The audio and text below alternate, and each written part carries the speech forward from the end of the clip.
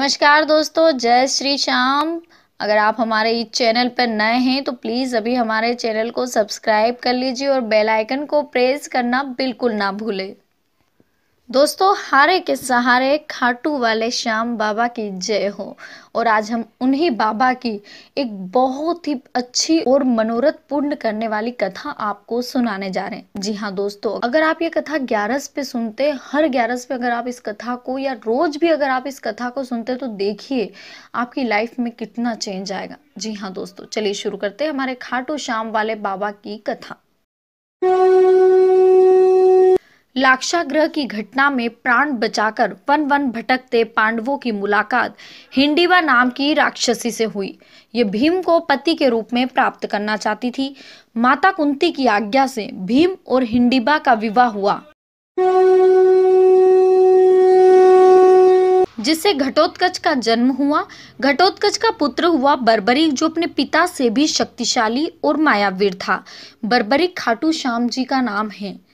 जी हाँ दोस्तों, खाटू श्याम वाले बाबा पहले बर्बरीक के नाम से जाने जाते थे। बर्बरीक जो थे वो देवी के उपासक थे।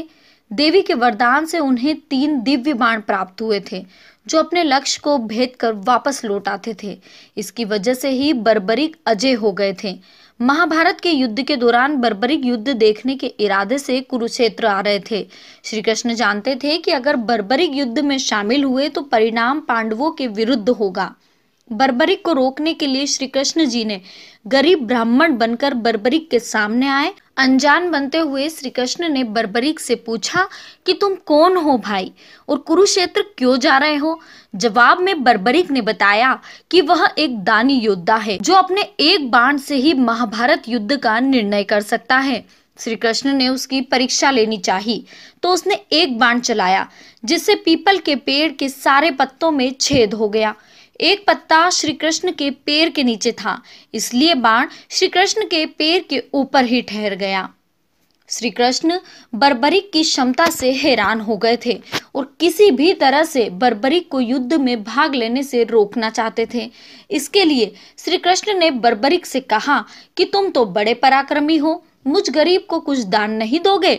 बर्बरीक ने जब दान मांगने के लिए कहा तो श्री कृष्ण ने बर्बरीक से उनका शीश ही मांग लिया। बर्बरीक समझ गया कि ये ब्राह्मण नहीं कोई और है और वास्तविक परिचय देने के लिए कहा। तब श्री कृष्ण ने अपना वास्तविक परिचय दिया तो बर्बरीक ने खुशी खुशी उन्हें शीश दान देना स्वीकार कर लिया। रात भर भजन पूजन कर फाल्गुन शुक्ल द्वादशी को स्नान पूजा करके बर्बरीक ने अपने हाथ से शीश श्री कृष्ण को दान कर दिया। शीश दान से पहले बर्बरीक ने श्री कृष्ण से युद्ध देखने की इच्छा जताई थी, इसलिए श्री कृष्ण ने बर्बरीक के कटे शीश को युद्ध अवलोकन के लिए एक ऊंचे स्थान पर स्थापित कर दिया। दोस्तों, 11 के दिन रात भर बर्बरीक ने भजन पूजन कर फाल्गुन शुक्ल द्वादशी को स्नान पूजा करके अपना शीश श्री कृष्ण के हाथ में दान किया।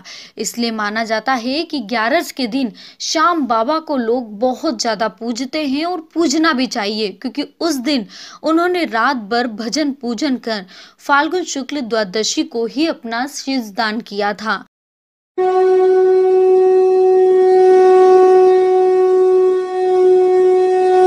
और फिर युद्ध में विजय श्री प्राप्त होने पर पांडव विजय का श्रेष्ठ लेने के लिए वाद विवाद कर रहे थे। तब श्री कृष्ण ने कहा कि इसका निर्णय तो बर्बरीक का शीश करेगा। बर्बरीक के शीश ने बताया कि युद्ध में श्री कृष्ण का सुदर्शन चक्र चल रहा था, जिससे कटे हुए वृक्ष की तरह योद्धा रणभूमि में गिर रहे थे। द्रौपदी महाकाली के रूप में रक्तपान कर रही थी। तब श्री कृष्ण समझ गए बर्बरीक तो बहुत चालाक और बुद्धिमान है, इसलिए श्री कृष्ण ने प्रसन्न होकर बर्बरीक के उस कटे सिर को वरदान दिया कि कलयुग में तुम मेरे श्याम नाम से पूजित होंगे। तुम्हारे स्मरण मात्र से ही भक्तों का कल्याण होगा और धर्म अर्थ काम मोक्ष की उन्हें प्राप्ति होगी। इसलिए दोस्तों, आज जो भी खाटू वाले बाबा श्याम को ये दिल से याद करता है, उनकी पूजा करता है, उनकी ग्यारस करता है, बाबा उनके सभी मनोकामनाएं पूर्ण करते हैं। स्वप्न में दर्शन के बाद बाबा श्याम खाटू धाम में स्थित श्याम कुंड से प्रकट हुए थे।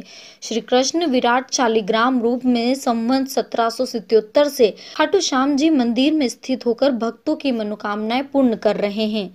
यहाँ हर साल खाटू श्याम जी का मेला लगता है। प्रत्येक वर्ष होली के दौरान खाटू श्याम जी का मेला लगता है और इसमें देश विदेश से भक्तजन बाबा खाटू श्याम जी के दर्शन करने के लिए आते हैं। कहा जाता है कि यहाँ पर जो भी भक्त आकर अपनी सेवाएं देते हैं, ऐसा करने से उन्हें पुण्य की प्राप्ति होती है। भक्तों की इस मंदिर में इतनी आस्था है कि वो अपने सुखों का श्रेय भी इन्हीं को देखते हैं। भक्त बताते हैं कि बाबा खाटू श्याम उनकी सारी मुरादें पूरी करते हैं। खाटू श्याम में आस लगाने वालों की झोली बाबा खाली नहीं रखते हैं। इसलिए बोलिए जोर से जय बाबा खाटू श्याम की। तो दोस्तों, हम आगे और भी लेटेस्ट और रोचक वीडियो आपके लिए लेकर आने वाले हैं। उसके पहले आप हमारे YouTube चैनल सच्चा रास्ता के साथ बने रहिए और अगर अभी तक आपने हमारे चैनल को सब्सक्राइब नहीं किया है तो प्लीज हमारे चैनल को सब्सक्राइब कर दीजिए और बेल आइकन को प्रेस करना ना भूलें ताकि आने वाली वीडियो आप तक पहुंच सके।